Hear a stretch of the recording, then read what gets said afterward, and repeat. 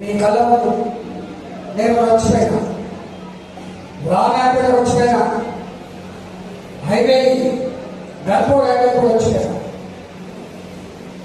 ఏమని చెప్పాడు ముఖ్యమంత్రి గారు? ఎక్కడో హర్యానా పోయి, ఎక్కడో యూపీకి పోయి, పంజాబ్ పోయి, మహారాష్ట్రకు పోయి మాట్లాడుతున్నాడు. అప్కి సర్కార్ కిసాన్ కి సర్కార్ అంటున్నాడు.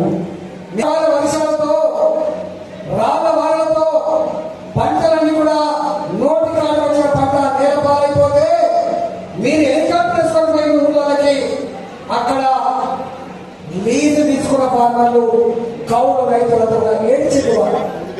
అయ్యా ఎకరా